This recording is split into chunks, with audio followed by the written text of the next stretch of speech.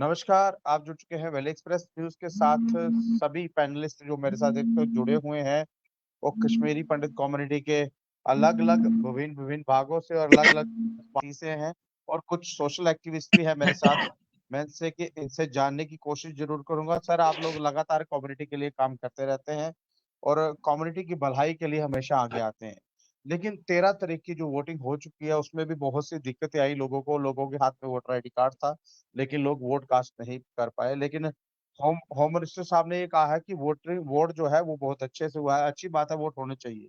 But जो 20 तारीख को वोटिंग होने वाली है, यानी कि यानी कि आज से 3 दिन बाद जो वोटिंग होगी, उसमें क्या हिदायत? देखिए, पहले रिलीफ कमिश्नर द्वारा एक कैंप लगाया जाता है जिन लोगों का वोट यानी कि वोट नहीं बना, वोट वोट आके बना सकते हैं।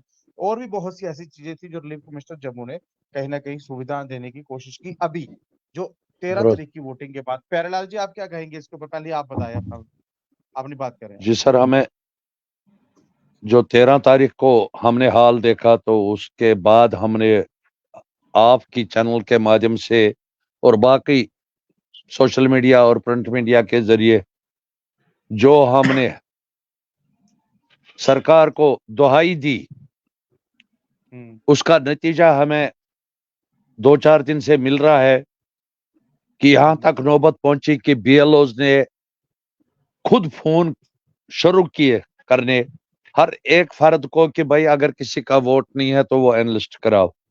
और हता कि करवानी साहब जो कमिश्नर साहब हैं,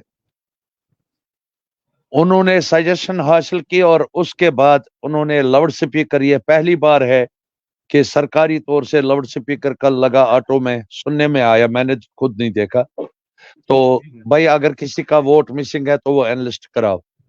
और एडमिनिस्ट्रेशन हरकत में आई, और 1 साल से अगर ये हरकत में आई होती और एक ही बंदे पर रिलाई नहीं किया होता कि हमारे वोट बन रहे हैं, 1 साल से एआरओ माइग्रेंट्स कोशिश कर रहा था और सीईओ साहब की डायरेक्शंस थी हर एक जगह इनको कि बीएलओ को मुतहरिक किया जाए। और जबकि कश्मीर में या जम्मू में हर एक बीएलओ घर घर घूमा और उसने वोट एनलिस्ट किए अपनी पीरियड में, जब से वो अपॉइंट हुए हैं बीएलओ। मगर बदकिस्मती से रिलीफ ऑर्गेनाइजेशन में थोड़ी सी एडमिनिस्ट्रेटिव कमजोरी होने के नाते हमारे बीएलओज खालिस जोनल ऑफिस के हाल तक ही महदूद रहे, जबकि उनकी ड्यूटी बनती थी हर एक घर में जाना और उसका वोट एनलिस्ट करना इलेक्शन से पहले। मगर उन्होंने जोनल ऑफिस तक ही ये महदूद रखा अपना विजिट, और जो भी जिनको इल्मियत नहीं थी कि वोट कैसे एनलिस्ट करना है वगैरह, वो जोनल ऑफिस तक, बीएलओ तक नहीं पहुंच पाए।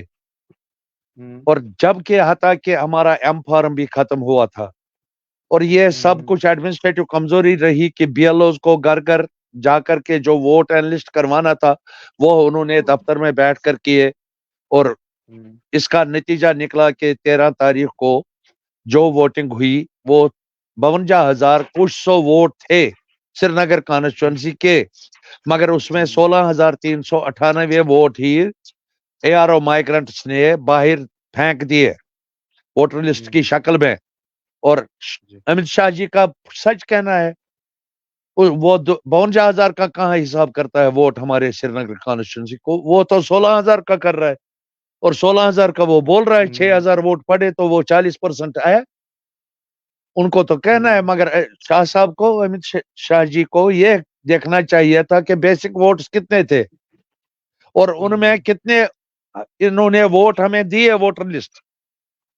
और आइंदा मैं इतना ही सजेशन करता हूं कि 20 तारीख को जो ये वोटिंग है उसमें बड़ा पहल हो गई परसों से, मेरे ख्याल से एडमिनिस्ट्रेटिव पहल हो गई और बहुत सारे वोट्स बढ़ गए बारामूला कॉन्स्टिट्यूंसी में। मुझे उम्मीद है कि लगभग 80% वोट्स बढ़ गए हैं वोटर लिस्टों में जो पहले इजरा किए थे और आज के वोटर लिस्टों में। और मैं आपकी वसातत से हर एक कश्मीरी भाई को, कश्मीरी पंडित को, माइग्रेंट वोटर को अपील करना चाहता हूं कि वो बढ़ चढ़ कर वोटिंग में हिस्सा ले ले और अपने कैंडिडेट को चुने जिसके हक में उसकी मंशा होगी, वो वोट डाले। मगर वोट डालने की कोशिश करे ताकि हमारी कश्मीरियत की आइडेंटिटी को जिंदा रखने के लिए वोट डालना हमारा अवलीन फर्ज है। वो दीगर सवाल है कि हमें वोट का फायदा क्या है, हमें वोट का फायदा नहीं देखना है, मगर कश्मीरियत की आइडेंटिटी को हमें वोट के जरिए ही जिंदा रखना है। Thank you. जतन जी, आप मुझे सुन पा रहे हैं ना? जतन जी, आप भी मुझे ये बता जी सकते हैं कि जिस हिसाब से लगातार लोग वोट, कई ऐसी कम्युनिटीज हैं या कई ऐसे लोग हैं जो कहते हैं कि हमें कोई भी पार्टी पसंद नहीं, हम नोटा को वोट कास्ट करेंगे। क्या लग रहा है कि ऐसा हो सकता है, नोटा को अगर वोट कास्ट किया तो कश्मीरी पंडित कम्युनिटी जो लगातार 34 सालों से परेशान है, उनकी परेशानी कोई हल होगी? नहीं, मैं इस बात से इत्तेफाक नहीं रखता हूँ कि हम नोटा को करें। आज कोई हम्म, एक एक कॉन्स्टिट्यूंसी में कुछ नहीं तो 22 से 25 के बीच में कैंडिडेट्स है।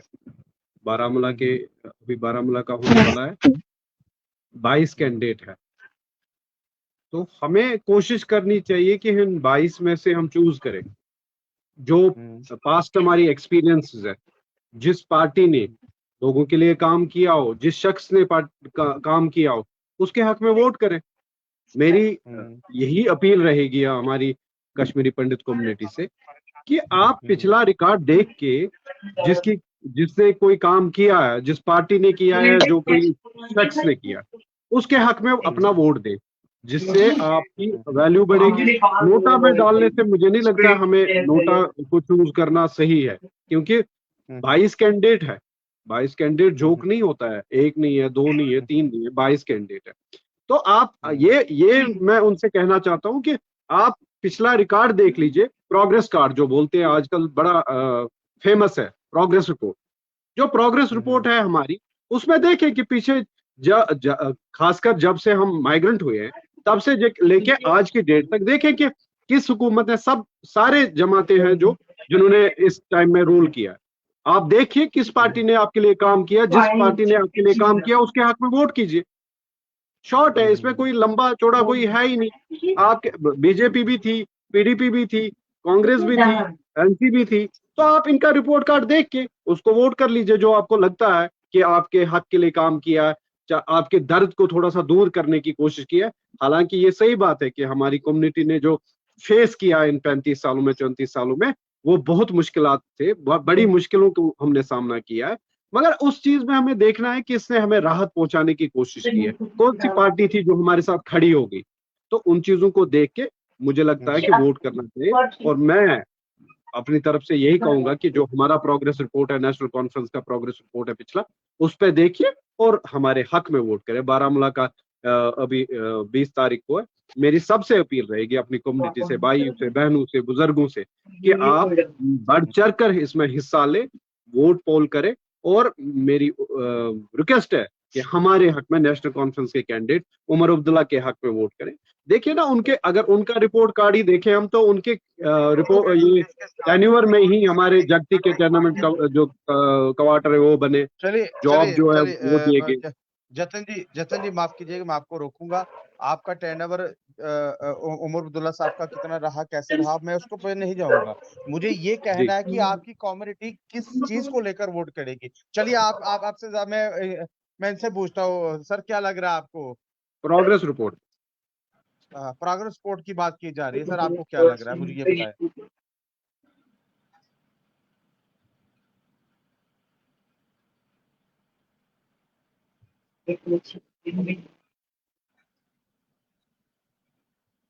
क्वेश्चन जी आपको किससे मेरी पूछ आवाज रहे आ हो? रही? आप ही से पूछ रहा हूँ, मैं आप ही से पूछ रहा हूँ सर, क्योंकि आपकी उंगली खड़ी थी, आप ही से पूछ रहा हूँ मैं। ओके। नमस्कार सब भाइयों को। मेरे कहने का यही मतलब है कि प्रोग्रेस रिपोर्ट को छोड़ दीजिए।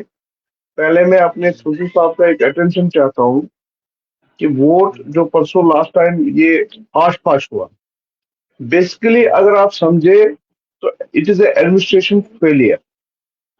अगर इनको एम फॉर्म को कॉस्ट करना था तो ये पहले से कॉस्ट कर देते। Y confusion? बीच में जब एम फॉर्म आया उसको कॉस्ट करने का, it is also political trend. M form को हमने कॉस्ट किया। मैं किसी पार्टी का नाम नहीं लूंगा, क्रेडिट लूंगा कि हमने एम फॉर्म को कॉस्ट करवाया। हम होम मिनिस्टर से मिले, मगर अनफॉर्चुनेट है अगर उन्होंने एम फॉर्म को पास करवाया तो फिर बीच में एक रोल बना वोटिंग का, जिसमें जगती के वोट रेहड़ी में दिखाए, रेहड़ी के वोट जगती में। इसे एडमिनिस्ट्रेटिव फेलियर खुद से आपको मैं पहले जैसे ही कह रहे हैं, एडमिनिस्ट्रेटिव फेलियर है नंबर 1। नंबर 2, दूसरी बात है कि रिपोर्ट कार्ड की बात है। रिपोर्ट कार्ड किसका देखें, कश्मीरी पंडित के लिए आज तक किसने क्या किया, इसको जानने की जरूरत है। चाहे वो कोई भी पार्टी, में किसी पार्टी का नाम नहीं लूंगा। आज मुझे बताइए, जगती इज बिग टाउन, कितने लोग आए यहाँ कंपेन करने के लिए, कौन सा कैंडिडेट आया जिसको वोट चाहिए? जो कैंडिडेट लड़ रहे हैं इलेक्शन, उनकी पार्टियों से मैं पूछ रहा हूँ कि कौन आया? आया कोई? मुझे गुलशन जी, मैंने आपको कहा था, गुलशन जी मेरी बात सुनिए, जी मेरी बात सुनिए आप एक मिनट। पार्टी कैंडिडेट कोई आया या नहीं आया, मुझे आपसे यही सवाल पूछना है। जो वोट कास्ट किए जा रहे हैं, जिन लोगों के वोट नहीं है, वो लोग अब किस तरह से वोट, देखिए अर्ली कमिश्नर ने भी कहीं ना कहीं कैंप लगवाया था लोगों को फायदा देने के लिए, और वही फायदा आम पब्लिक को मिलना चाहिए। नहीं, जो पहले देखिए, जो जतिन जी भी जानते हैं, ठोस साहब भी जानते हैं, हमने कितना कोऑपरेट किया। Sunil ji was not in any political meeting, we are all, हमने जितना कोऑपरेट किया, बट इट वाज जो उनका रोल था, इट वाज आई वाज वो don't understand that was a meeting. Jatin से पूछे या ठोस साहब से पूछो, हमने जितना कोऑपरेट उनको किया, बट उनका फेलियर है, हमारी तरफ से कोई फेलियर नहीं।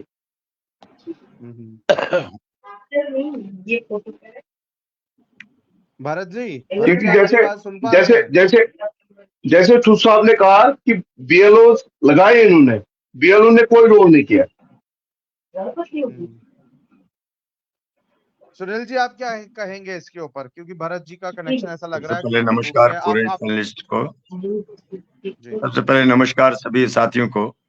कुछ साथियों को मैंने फोन करके भी बोला था कि आप आइए आज जो डिबेट कीजिए, क्योंकि परसों 20 तारीख को इलेक्शन होना है, और मैं वोट करूं तो किसको करूं, वोट करूं तो क्यों करूं, मैं इन सभी पैनलिस्ट से पूछना चाहता हूं। 1990 से लेकर मैं कश्मीरी पंडित अपने देश में दंडित, मुझे बताए किसने क्या समाधान किया, मैं इनसे आज ये पूछना चाहता हूं आपके माध्यम।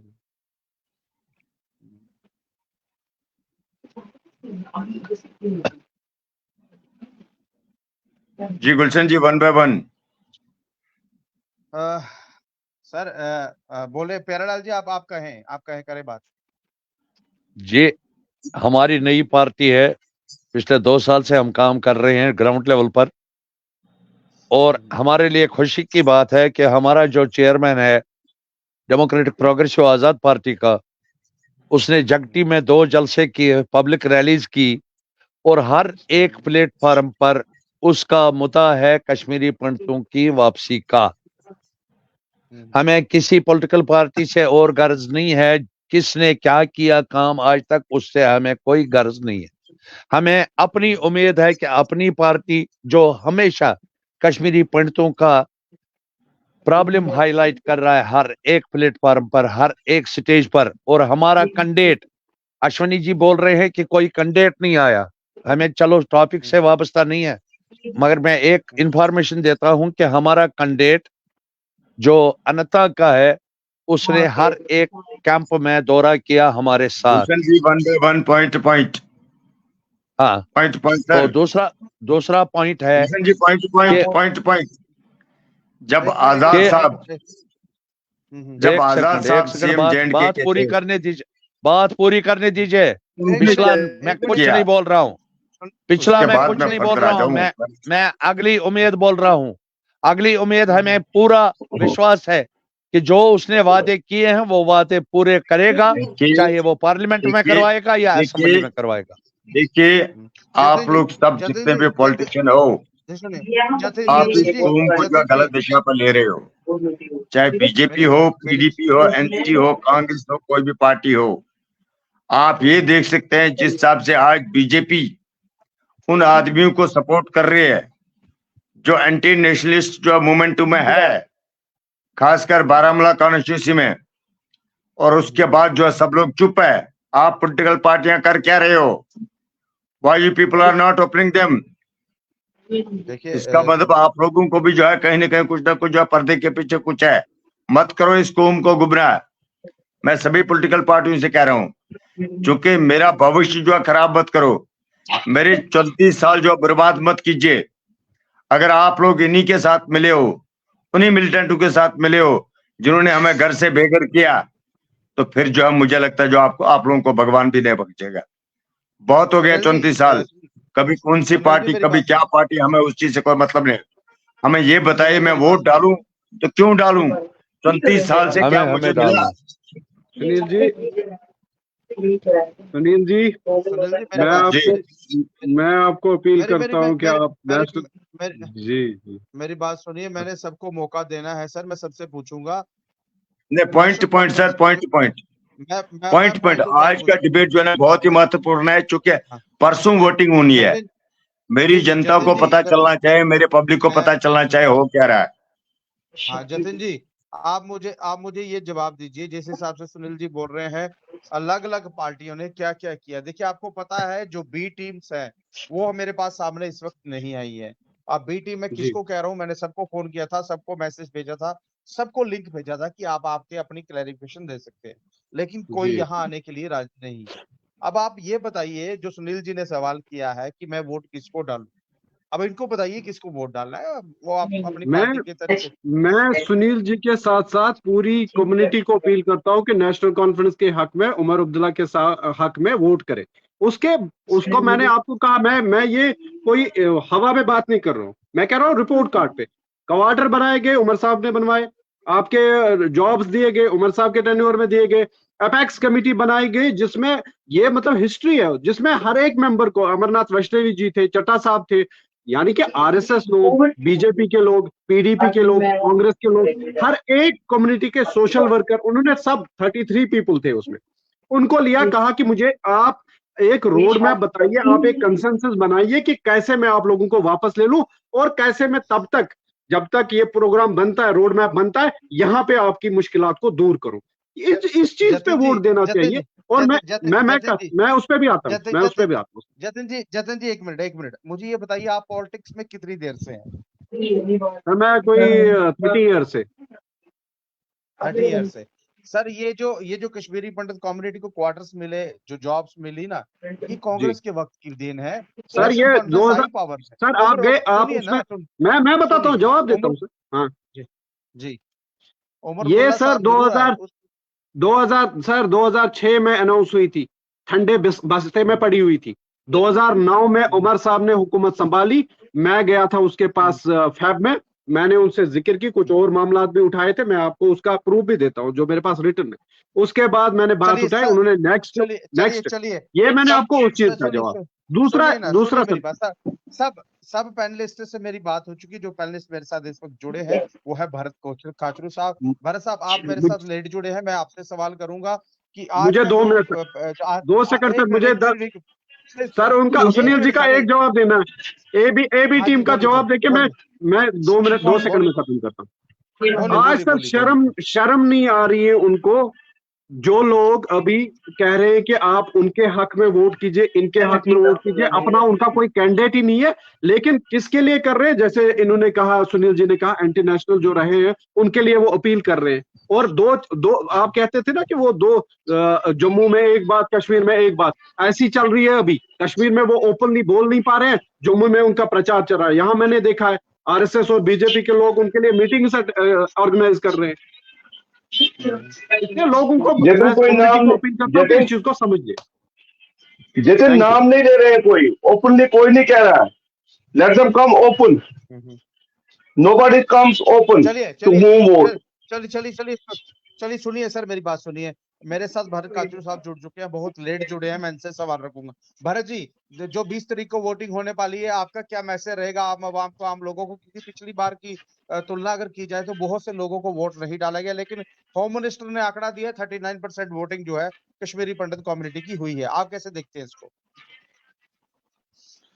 देखिए, सबसे पहले मैं आप सब लोगों का धन्यवाद बोल रहा हूं। मैं लेट चुका, किसी टेक्निकल कारण के वजह में नहीं जुड़ पाया, लेकिन परसों एक सेकंड फेज की वोटिंग है जम्मू कश्मीर में, जो बारामूला कॉन्स्टिट्यूएंसी की है। कश्मीरी पंडित इस वोटिंग से जुड़ा है और उसको जबरदस्ती जोड़ा गया। देखिए, ये वोटिंग जो है ये कश्मीरी पंडित के लिए महत्व नहीं रखते हैं। महत्व इसलिए नहीं रखती है कि कश्मीरी पंडित को 35 साल से बांधा गया है और इसको पढ़ाया गया है, पूरे हिंदुस्तान को पढ़ाया गया है कि जो जम्मू कश्मीर, खासकर कश्मीर की पॉलिटिकल पार्टीज है वो देश के दुश्मन है।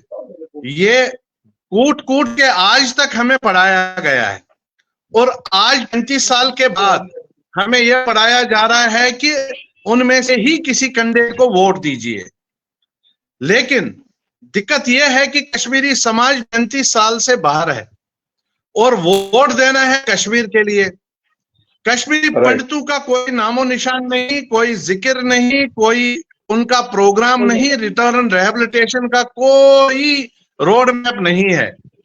एक समुदाय रह गया था, गवर्नमेंट ऑफ इंडिया जो पावर में है अभी, एक समुदाय रह गया था, उसको भी आज गुजर बकर वालों को भी खुश कर दिया गया सेंटर से आके होम मिनिस्टर द्वारा।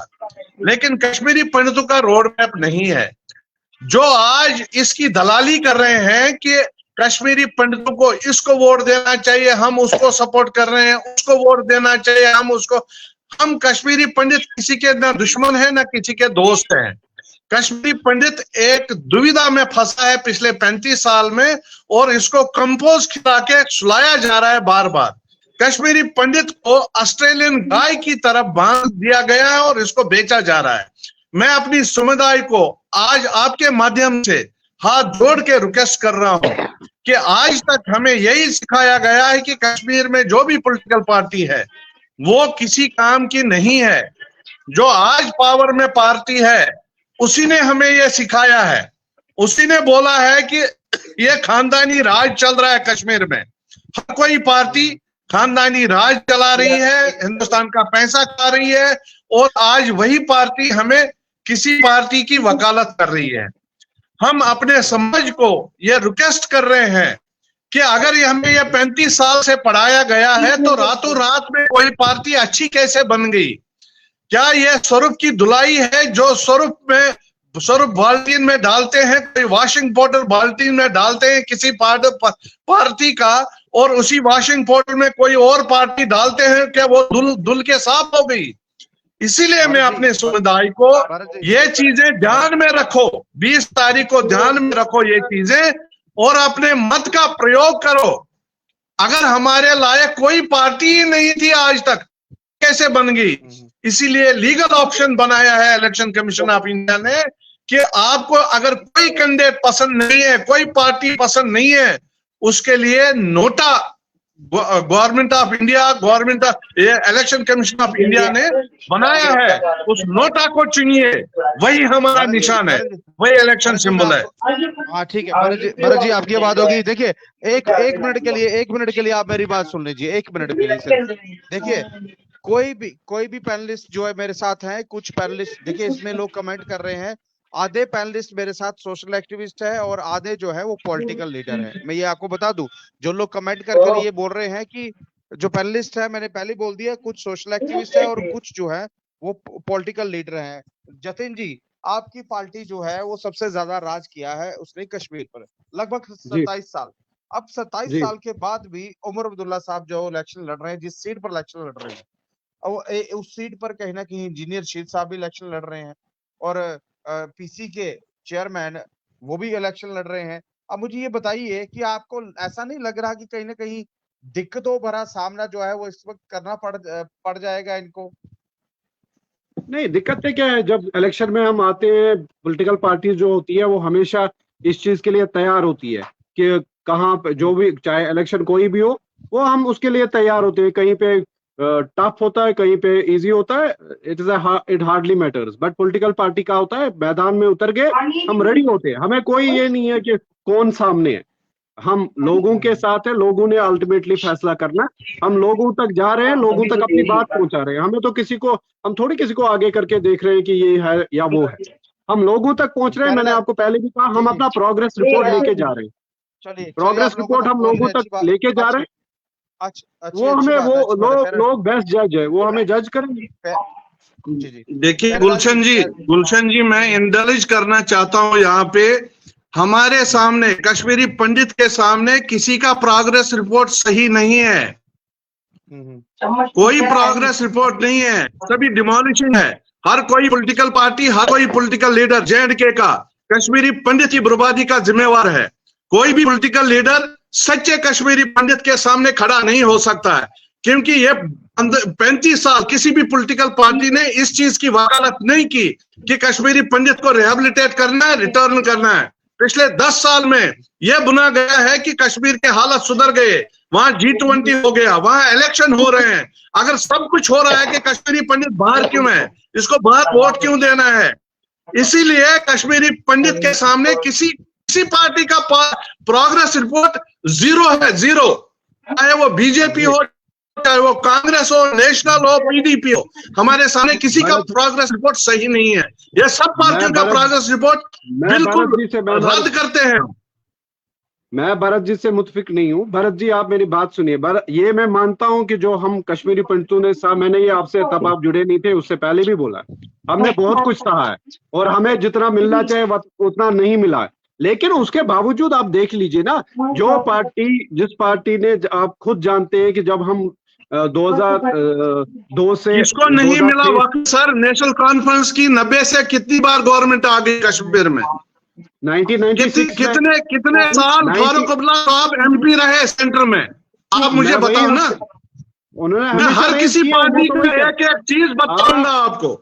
अगर किसी पार्टी ने कश्मीरी पंडित के साथ रियायत नहीं की, आप बने हुए हो, आप पार्टी के मेंबर हो, आपको डिफेंड करना है। मैं आपकी उसकी इज्जत करता हूँ कि आप पार्टी के लिए डिफेंड करते हो, उसके लिए मेरे दिल में आपने बोला है।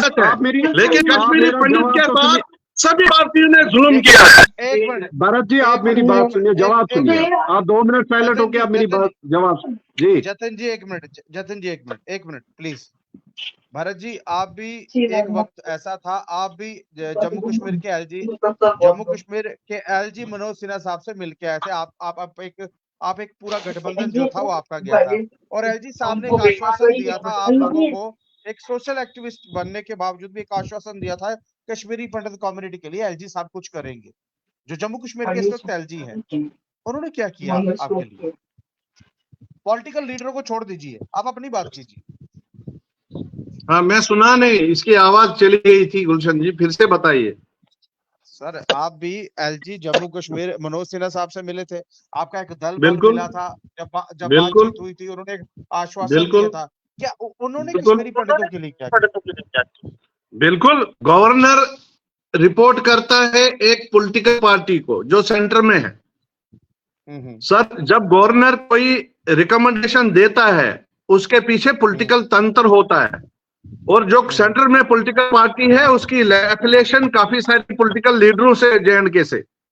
मैं गुलशन जी ये बता रहा हूं कि कश्मीरी पंडित का रिहेबिलिटेशन और रिटर्न पॉलिटिकल पार्टीज नहीं चाहती है।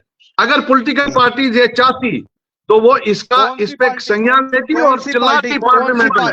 मुझे एक चीज बताइए, गुलाम नबी आजाद था पार्लियामेंट में थे, फारूक अब्दुल्ला पार्टी में थे, पार्लियामेंट में थे, PDP के मेंबर पार्लियामेंट में थे। किसने आज तक 35 साल में आवाज उठाई कि हमें कश्मीरी पंडित वापस चाहिए, हमें रोड मैप दे दो? जरा एक की मुझे बता दो। यहाँ प्रोग्रेस रिपोर्ट की बात हो रही है, कश्मीरी पंडित की रिटर्न रिहेबिलिटेशन की बात किसने की? ये राशन, पानी, ब्राउन शुगर हमें चालू रखा है, और यहाँ ही रहो, यहाँ ही वोट दो। हमारे कंधों पे ये पॉलिटिक्स कब तक चलाएंगे? जब तक कश्मीरी पंडित की रिटर्न और रिहैबिलिटेशन के बारे में बात नहीं करेगा कोई पॉलिटिकल पार्टी, तब तक सभी पॉलिटिकल पार्टी और पॉलिटिकल लीडर कश्मीरी पंडित के दुश्मन है। भरत जी अब आप और सुनिए। अगर कश्मीरी पंडित है, आपके माध्यम से मैं रिक्वेस्ट कर रहा हूं पूरे समुदाय को कि आपके दिल में अगर किसी पॉलिटिकल पार्टी की जगह है जिसने आपकी रिटर्न और रिहैबिलिटेशन की बात की, उसके लिए लड़ाई की, तो उसको वोट दो। अगर किसी ने नहीं की तो नोटा चूज करो और वोट दो। वोट देना हमारा हक है। भरत जी आप शायद भूल गए, आप खुद ही बोल रहे थे, आप भूल गए शायद 1996 में जब फारूक साहब आए, उस तूफान में जब जंग पूरा वादी जो है किस खौफ के माहौल में थी, उसके बाद जब 1996 में उन्होंने संभाली तो उन्होंने 2 बार उस टेन्योर में कोशिश की कि हम रिहेबिलिटेट करें कश्मीरी पंडित को।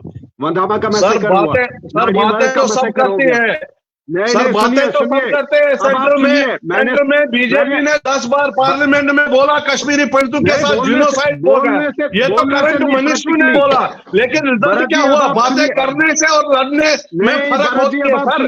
भरत जी अब आप सुनिए, अब आप सुनिए, मैंने आपका बिल्कुल साइलेंटली उसके बाद 2 बार ट्राई की, नहीं हो पाया। उसके बाद 2009 में उमर साहब आए। आप मुझे बताइए, जो हमारे अभी कश्मीरी वहां पे एम्प्लॉयज है, हमारे भाई बहने हैं, वो किन्होंने भेजे? नेशनल कॉन्फ्रेंस ने भेजे। उनके लिए वहां पे पूरा रहने का बंदोबस्त किया, किसने किया? सर इन चीजों को आप भूल रहे हैं। आप बोल रहे हैं कि किसी ने पहल ही नहीं की। वो अगर हमारे नुमाइंदे जो है वहां पे अभी, तो वो किसकी वजह से? और मैंने वही कहा, जितना हमें मिलना चाहिए। आपने एम्प्लॉइज की बात की, मैं कम्युनिटी की बात कर रहा हूं। सर आप एम्प्लॉइज को पूरी कम्युनिटी के साथ मत जोड़िए। एम्प्लॉइज हमारे एज ए सर्विस दे रहे हैं, वो नौकरी कर रहे हैं, वो रिहैबिलिटेट नहीं हुए हैं। उनको जो फ्लैट दिया गया, लिखा गया कि रिटायरमेंट पे वो फ्लैट वापस करना है, तो ये कौन सी रिहैबिलिटेशन है? अब आप वो बात नहीं समझ रहे हैं। मैं कह रहा हूं कि जब पहले पहल की थी, जब रिटर्न की पहल की थी, तो नहीं हो पाई, वहां मैसेकर हो गए। जी सर, कश्मीरी कम्युनिटी का एक ही डिमांड है, रिटर्न और रिहैबिलिटेशन। बिल्कुल मेरी बात दाएं न बाएं। अब आप मेरी बात सुनिए, मेरी भी बात सुन लीजिए आप। प्यारेलाल जी, आप बताइए इनको, आप सुनाइए इनको कि जो बात भरत जी बोल रहे हैं कि रिहैबिलिटेशन की बात कर रहे हैं, जिनोसाइड की घोषित करने की बात की थी भारतीय जनता पार्टी ने, कश्मीर फाइल भारतीय जनता पार्टी ने बनवाई। क्या उस पार्टी ने कश्मीरी पंडित कम्युनिटी को कुछ दिया? जब मैंने उनको अब लिंक भेजा, इनके जो लीडर आने हैं, वो यहाँ आने के लिए तैयार ही नहीं थे। उनको पता है कि हम किसी को फेस नहीं कर पाएंगे। अगर वो आप लोगों को फेस नहीं कर पा रहे हैं, इसलिए तो किसी के कंधे पर बंदूक रखकर कश्मीर में इलेक्शन लड़ रहे हैं वो लोग। देखिए सर, मैं इतनी सी बात कहूंगा कि 2014 के बाद जो कश्मीरी पंडित को उम्मीद थी, उसमें वो रूलिंग पार्टी आज तक खरी नहीं उतरी। हालांकि मोदी जी 2 बार आए श्रीनगर और जम्मू, उसने कश्मीरी पंडितों का नाम नहीं दिया। आज अमित शाह जी आए थे तो उसने इस वजह से नाम लिया कश्मीरी पंडितों का कि वोटिंग हो गई। वोटिंग किसको हो गई, किसने की, वो हमें सब कुछ पता है। 52,000 का वोट, 16,398 वोट टोटल आ गए, और जानबूझकर ये वोट कम किए गए कश्मीरी पंडित को बदनाम करने के लिए, और कश्मीरी पंडित का जो जज्बा वोट डालने का था उसको कमजोर करने के लिए। और जो जेन्युइन वोटर हमारे पोलिंग स्टेशन से वापस गए कि आपका नाम नहीं है, क्या गवर्नमेंट ये नहीं कर सकती है कि खाली एपिक कार्ड, अगर सबको एक एपिक कार्ड पर एथराइज किया है तो हमें भी एपिक कार्ड पर एथराइज करो? गुलशन जी कुछ भी कर सकती है। गुलशन जी, मैं प्यारेलाल जी को इंडल्ज करना चाहता हूं। मैं नहीं बोला। यही अमित शाह जी थे जिन्होंने बोला था कि कश्मीरी पंडित वोट नहीं दे रहे हैं, और इन्होंने बोला 40%। और वर्ड्स क्या यूज किए हैं, ये ध्यान से सुनने वाली बात है, सबके लिए नसीहत है। अमित शाह जी ने बोला है कि कश्मीरी पंडित देखो कितना आश्वस्त है, उसमें कितनी कॉन्फिडेंस बढ़ गई हमारे प्रति, और 40% कश्मीरी विस्थापितों ने वोट दिया। इसका मतलब है कश्मीरी पंडित का मसला हल कर दिया बीजेपी ने, रिटर्न एंड रिहैबिलिटेशन कर दी। कश्मीरी पंडित आश्वस्त है, उनकी आशा सब फुलफिल हो गई, उनकी सेटिस्फेक्शन है, इसलिए कॉन्फिडेंस है, इसलिए वोट दिया। यह वर्डिंग यूज की थी। कौन सी कॉन्फिडेंस, कौन सी आश्वस्तता? देखिए तो आपको ये कौन सा फिर से एक बार बेचा जा रहा है। आपको कौन सा गिला है अमित शाह जी का? 2014 से वो सब झूठ बोलते आए, खालिस पॉलिटिकल मुद्दा पर हमें हमारे अपने प्लेटफॉर्म पर कश्मीरी पंडित का मुद्दा इस्तेमाल किया। तो आज कौन सी दुख की बात है कि अमित शाह जी ने ये बात बोली? और हमारे जो पैनलिस्ट में हमारे जतिन भाई जी हैं, वो हमारे सामने ही बोल रहे हैं कि सब कुछ उमर अब्दुल्ला ने किया और फारूक अब्दुल्ला ने, हम नाम नहीं लेना चाहते थे। और जबकि 2008 से 2006 से पॉलिसी सबके सामने है, किसने क्या किया, किसने यही एम्प्लॉइज का जो ट्रांजिट एकोमोडेशन थी, जब ये प्लान बना एम्प्लॉयमेंट का, मुझे कहीं जाना है, मैं जा रहा हूँ। ठीक है जी, ठीक है, कोई बात। कुछ और पूछना है आपको? मैं लास्ट सवाल रखूंगा आपसे। 20 तारीख को जो हाँ, वोटिंग बोलिए। है, क्या मैसेज रहेगा आपको लोगों को, आपकी तरफ से लोगों को? देखिए, मैं आश्वासित और हाथ जोड़ के अपनी कम्युनिटी से ये रिक्वेस्ट कर रहा हूं कि अगर आपके साथ किसी भी पॉलिटिकल पार्टी ने इंसाफ किया रिटर्न और रिहैबिलिटेशन के बारे में, कोई भी जंग लड़ी आपके रिटर्न और रिहैबिलिटेशन के लिए, उसको वोट दीजिए। अगर किसी भी पॉलिटिकल पार्टी ने आपके लिए कोई काम नहीं किया रिटर्न और रिहैबिलिटेशन के लिए, तो उसके लिए आपको नोटा को चूज करना पड़ेगा, क्योंकि तभी इनको पता चलेगा कि कश्मीरी पंडित समाज नाराज है। और नोटा ही बेस्ट चॉइस है, क्योंकि हमारे लिए किसी पॉलिटिकल लीडर, किसी पॉलिटिकल पार्टी ने हमारे रिटर्न और रिहैबिलिटेशन के लिए कोई काम नहीं किया, ना कोई लड़ाई की। ये मेरा मैसेज है। चलिए, थैंक यू वेरी मच। देखिए, आप क्या नाम, प्यारेलाल जी, आप बोल रहे थे कुछ, आप मुझे ये बता दें कि जिस हिसाब से आप अपनी बात देखिए कर रहे थे। देखिए, हमारे भाई ने, जातिन जी ने कहा कि भाई उमर साहब ने ये किया, उमर साहब ने वो किया। पहले देखना है वो प्लान किस वक्त का था, फंड्स किस वक्त के इजरा हुए थे। और इन्होंने एक पिछले प्लान को आगे कामयाब बनाने में, उसको पाए तक मिल पहुंचाने में काम किया एज चीफ मिनिस्टर या एज मेंबर पार्लियामेंट। मगर प्लान तो पहले था 2008-9 का, कांग्रेस गवर्नमेंट का। और उसमें इनको शायद ये पता नहीं है कि जो ये जगटी की जगह सिलेक्ट की, ये आजाद साहब ने 2 चक्कर मारे हैं आयर बाय आयर, इसकी सर्वे की थी पहले, उस वक्त आजाद साहब थे। और छोड़िए पिछली बात कि आजाद साहब ने अब नई पार्टी बनाई।